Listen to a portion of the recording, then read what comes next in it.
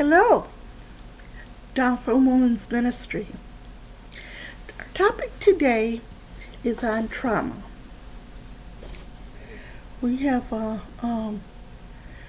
a good percentage of people who experience trauma here in the United States. So the topic is on trauma today. One of the things you can do is, if you'd like to, we do have women's ministry every Saturday at 7 o'clock, and which will show the video.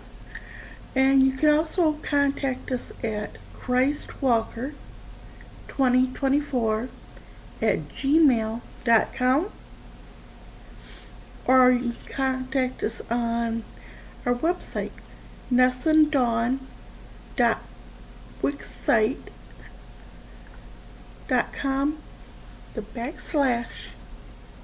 /JJSP services. So there's a couple of ways you can contact us. So what is trauma? And today's topic is on trauma. But I have a prayer for those who have experienced trauma. And I'd like you to pray with me today for those who have experienced it. It goes like this. God, I come before you with a heart burdened by the pain of past traumas. Like a skilled physician, touch my wounds with your gentle hands and bring healing to every part of my being. Mend the brokenness in my heart and let your restoring love flow through me, renewing my body, mind, and spirit. Amen. So what is trauma? I'm sure a lot of people have heard of it. Trauma, through the DSM-5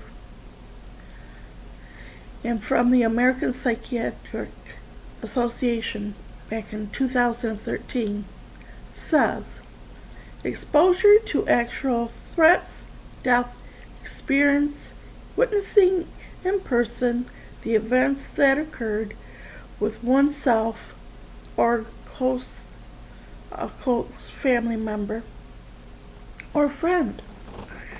The experience which have been violently or accidentally aggressive exposure or long-term exposure to details such as child abuse or serious injury. So let's talk about child abuse and neglect, which can be physical and sexual. Well, childhood sexual and physical abuse can range from fondling to rape, as well as spanking to life-threatening beatings. We can also consider children who are neglected, such as withholding food, or things that are essential for survival.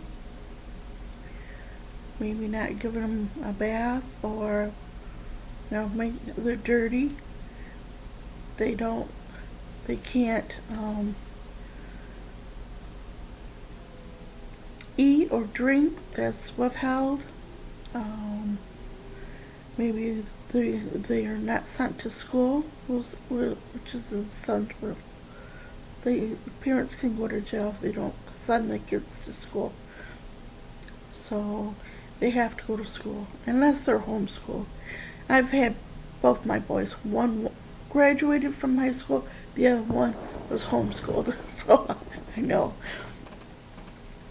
But studies show that 10 to 20% of women and men report of abuse, but there are those who remain silent. These are the ones that are not even reported. Those who have experienced abuse have a greater risk of difficulties with mental health, with relationships, and high risky behaviors such as drug and alcohol or unsafe sex.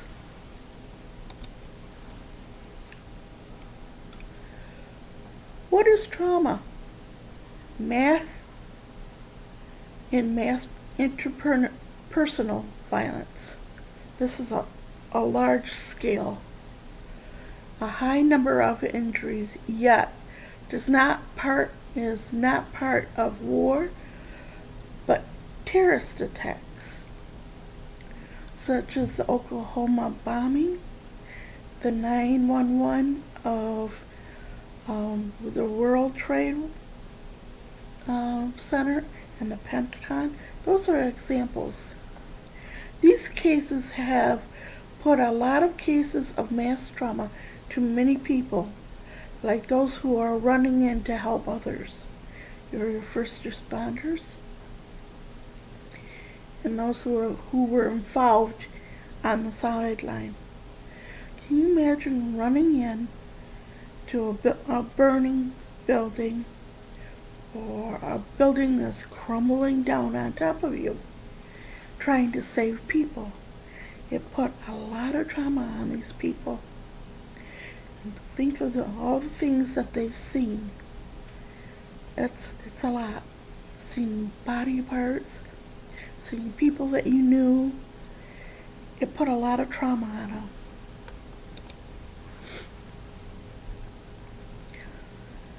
Natural disasters. Natural disasters are large-scale catastrophes, events, and they're not necessarily related to human cause, but affect a large number of human-related injuries and death. It's up to 13 to 30% of individuals have been affected by natural disasters here in the United States. And that could be from tornadoes, it could be from hurricanes, floods, volcanoes, fires, and fires could also be from someone who didn't put out their fires, from their fire pits. Even avalanches, that'd be another one. These traumas can easily be recovered, while some will have long-term effects. So sometimes they can, depending on how long they were exposed to it, how they were exposed to it, and how it affects the individual. So it could be a short term that they can get over, or it could have a long-term, life-term effect on their whole body, mentally and physically. Large-scale transportation accidents. And what I mean about that is these are accidents that include airplanes, cruise ships, trains that derail or crash. They have multiple victims and high rates of death. These can be traumatic to survivors and family members that have witnessed it. Maybe they're watching it on TV even. With fear of terror and death after the effects, they became fear of flying, going on a cruise ship, fear of going on a boat, or traveling by train. I know that there's sometimes I've had traumatic events, like with an accident, with PTSD. But there's other traumas too, with fires and burns. And these are large-scale fires that are often traumatic. And these could be household fires, it could be buildings,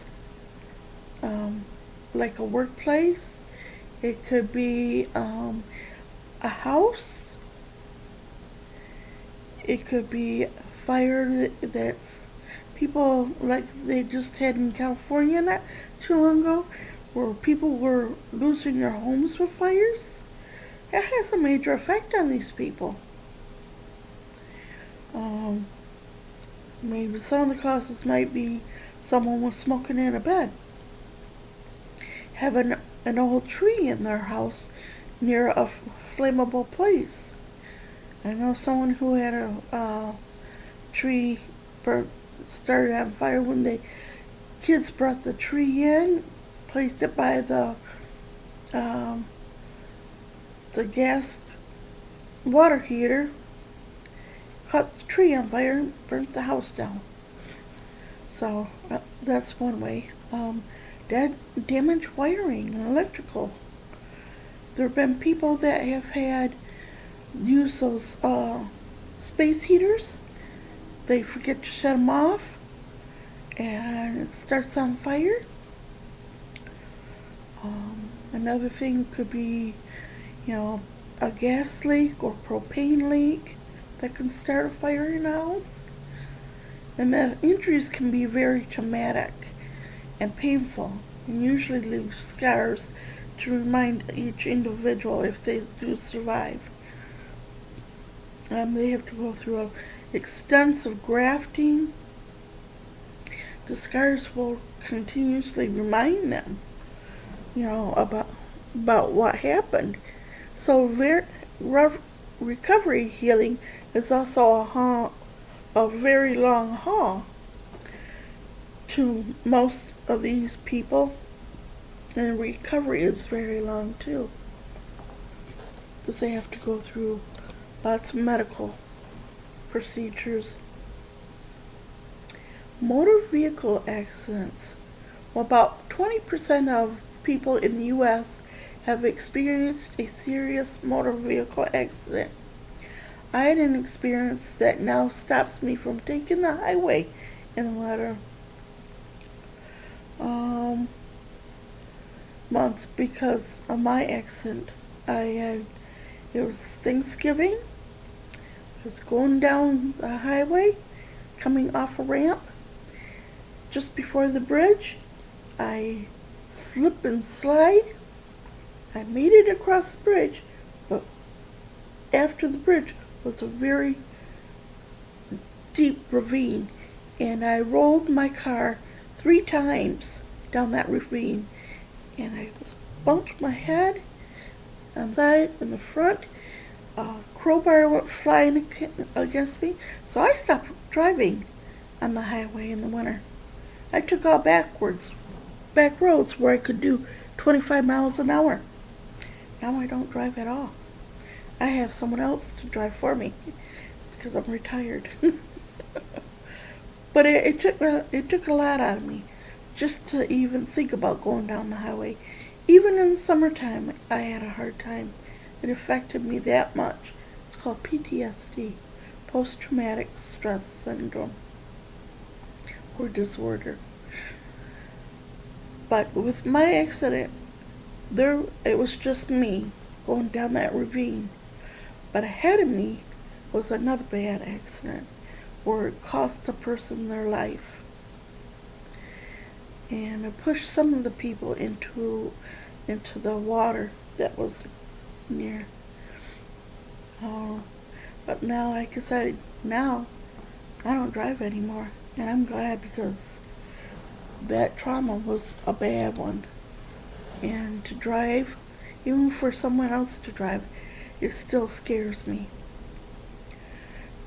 But I always tell people, it may not be your driving, but it might be someone else's.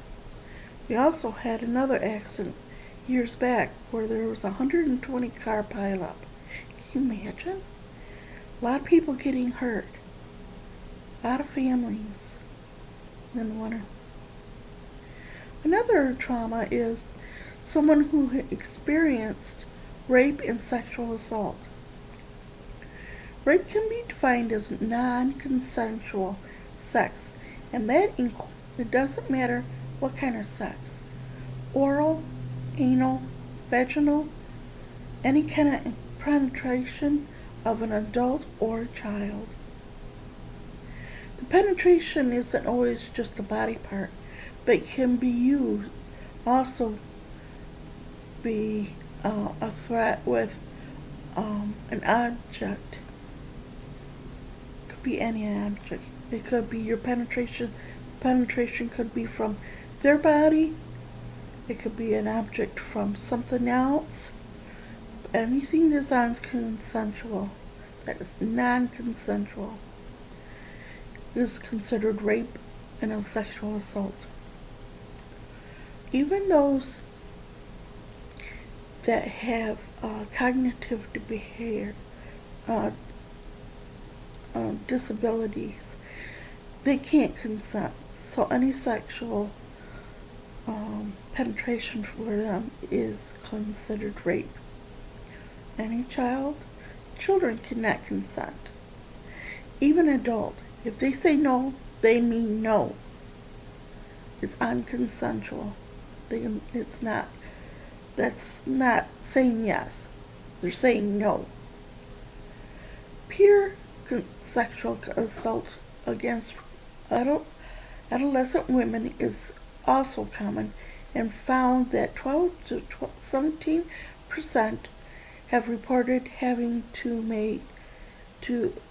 forced into being engaged with one kind of sexual or another. So it doesn't matter what kind of, if they're saying they're not consenting, it doesn't matter. They're not consenting. They're saying no.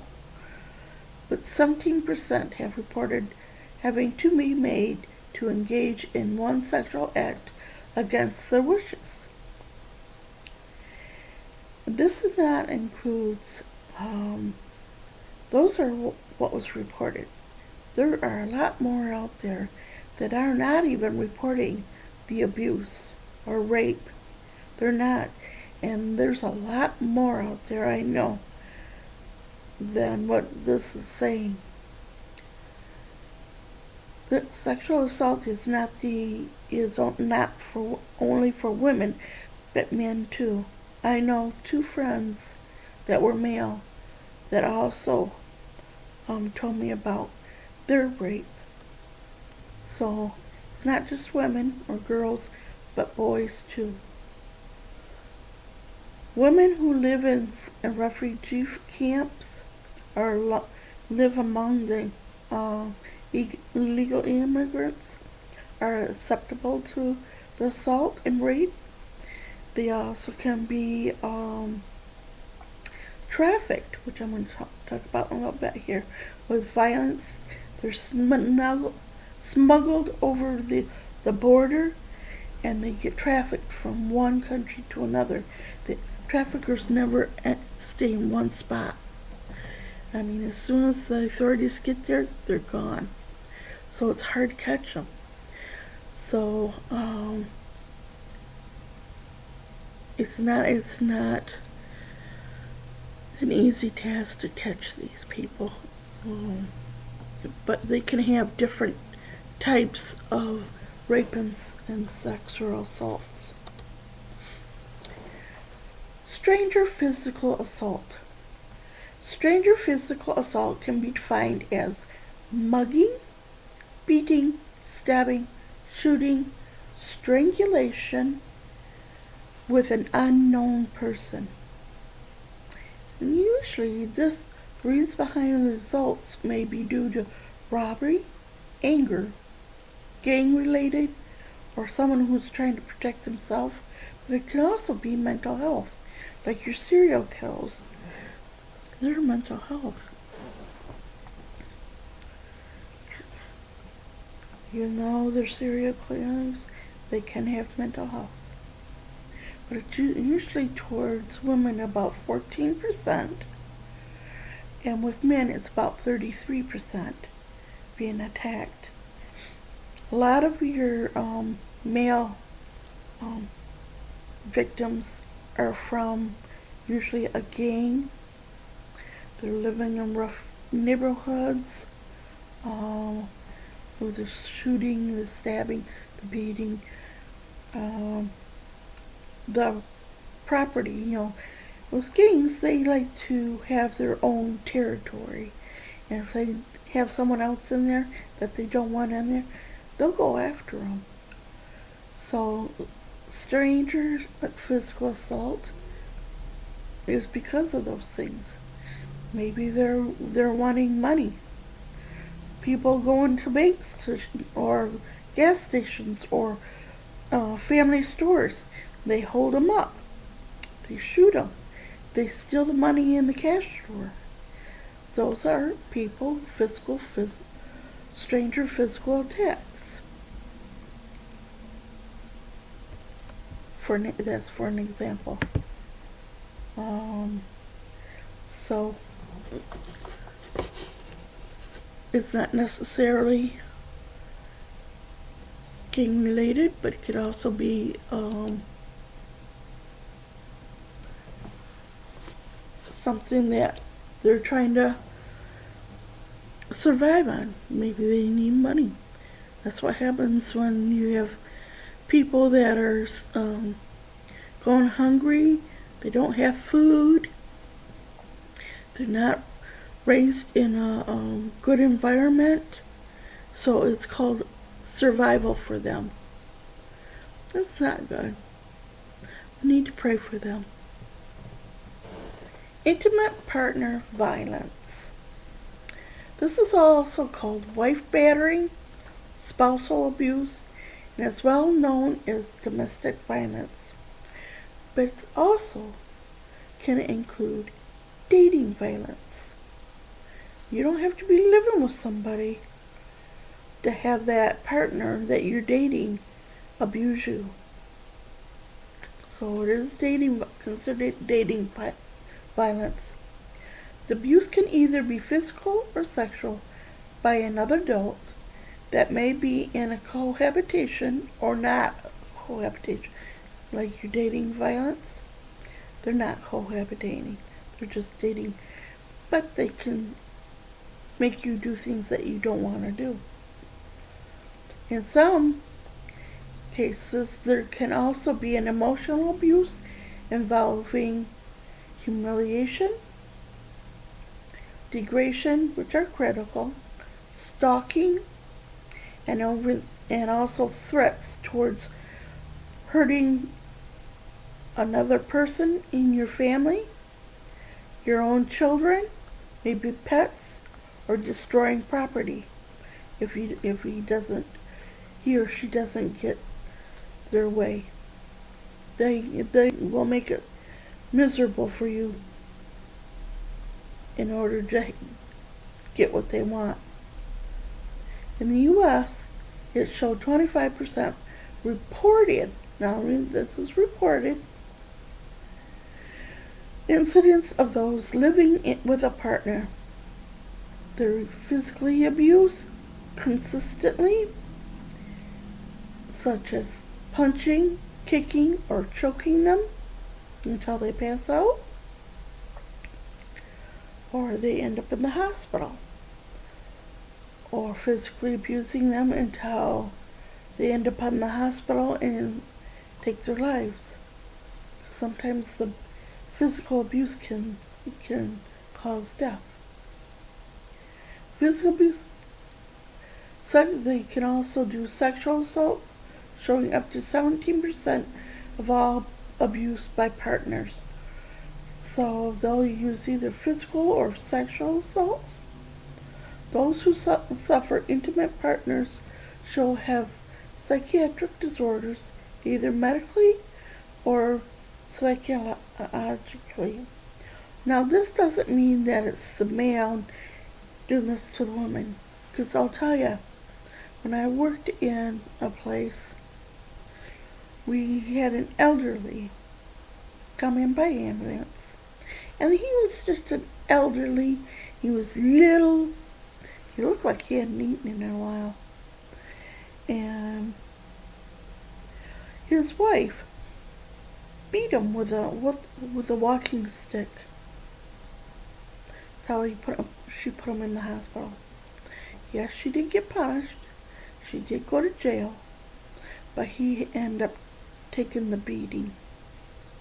And so it's not just men beating women; it's women beating men too. And that could also be women beating men for whatever reason. Doesn't have to be serious. Now we're going to talk about sex trafficking. This is a horrible thing. Sex trafficking could be defined as the forced or coerced recruitment, transfer, or holding of an individual for the purpose of sex exploitation. It is estimated that in the U.S. around 800,000 people are trafficked and forced into not just sex, but also as labor. So some are kidnapped and forced into doing work, labor work, to make money, and a lot of them are forced into sex trafficking. This count is not only for females, but it's also for males. They include using brothels, street strip shows, mail order brides, escort services, and tourism. Yeah. That's awful. The effects of sex trafficking is often severe. They are often raped and beaten as punishment for not cooperating. So if they get online and they don't do what the traffickers want them to do, they will beat them and rape them.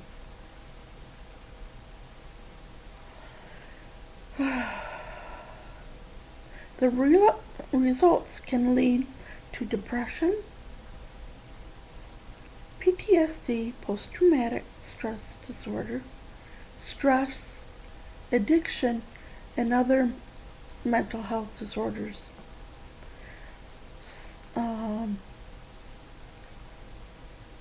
It could lead to addiction to alcohol. It could lead them to using drugs to get rid of the pain. It can also lead them to suicide. Sex trafficking is not addressed in one main country, but also transported to other countries. So they're transported from country to country to country to country so that they don't get caught. They don't want to stay in one spot, because if they stay in one spot, that's when the authorities get word and then they try to get them. So that's why they keep bouncing around. So it's hard for them to find these people. It's a horrible, horrible trauma. Torture is another horrible trauma. It's any act that causes severe pain or suffering, whether it's physical or mental, as well as intentionally inflicting on a person. It is committed by a person to do harm. The method of use is through torture involving beating, strangulation, electric shock, sexual assault and rape, breaking of their bones, or mutilating the person's body, or making the person feel responsible for someone's death or injury, because they're threatened. If you don't do this, we're going to do this to your family, and it makes you feel guilty. Whether they do it or not, they're going to get you to do whatever they want. it's estimated that 89 or 81% or 81 nations currently use torture. Some survivors have been from countries such as Africa, Asia, Middle East, South America, Europe, currently live in the United States. So we have quite a few people here in the United States that have suffered the trauma of torture. War. War is a very powerful source of trauma and full of psychological disturbances such as PTSD, and having a significant amount of trouble, and that most of them, you could see the trauma on their faces. I've known someone who's went through war, and what they're experiencing, you could see it come over their face. And these are from different kinds of war. Maybe the Korean War, Afghanistan was a big one, Persian Gulf, or other wars. Look at the war that's going on right now, and between Russia and Ukraine, Israel fighting against other countries. There's lots of wars going on, and it affects a lot of people, not just the person himself in war, but also their families. A wide range of violent and traumatic experiences such as death, maybe someone noticed the death of their best buddy in the service, to physical disfigurement. They're trying to help the person to get out of the war or keep them from being safe, whether they lose their legs from a bomb. So yeah, physical disfigurement, watching a person die. Maybe there's even a person that's, running from the war, like a child, and they witness that child being blown up. Can you imagine? The war is not a very good place, and we should always think and pray for the people in the war. Some of these people witness, as well as those experience the torture, also experience rape and the torture, which leads to lasting anxiety, depression, PTSD, and some even commit suicide. And if they don't, they struggle with other mental health issues. Long-term survivors will need treatment and can get some help from like VA hospitals or some of the nonprofits that help treat veterans. They have programs for. Other traumas may include war, homicide, suicide of another person, life-threatening medical condition, maybe cancer, maybe an emergency worker exposure to trauma. Working in EMS, you see it. You see a lot of stuff. The relationships among different traumas and symptoms do vary from person to person, depending on the trauma and the exposure that they had. There is such a thing as secondary trauma, and that's usually when the person has not had the trauma, but has witnessed the trauma. That would be a secondary exposure to trauma. If you know somebody, or if you have, get help right away. Trauma can worsen over time, it doesn't get better. You can't just forget about it. It doesn't go away on its own. You have to get help. It worsens over time.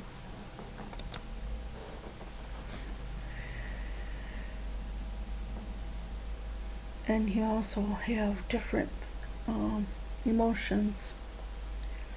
If you don't get help, the trauma affects you mentally, physically, affects your relationship. And if you don't get help, it just gets worse. This was brought to you by Principles of Trauma Therapy and DSM-5, A Guide to Symptoms, Evaluation, and Treatment by John N. Beer and Catherine Scott. It was published by Say Publication Incorporation in 2015. I took this, of course, in my bachelor's degree in human service. So I wanted you to bring this to you for the topic this week, and for you to pray for anybody you know or those who have experienced some kind of trauma. I pray that you will pray for them and give thanks to all those who have helped those out there with this Thanksgiving Day. So I hope everybody stays safe. Get help if you need it, or get some help for someone else. If you know anybody who's suicidal, get them to the emergency or call 911 to get them help. Don't take it for granted. But have a safe and happy Thanksgiving this year. Bye-bye for now.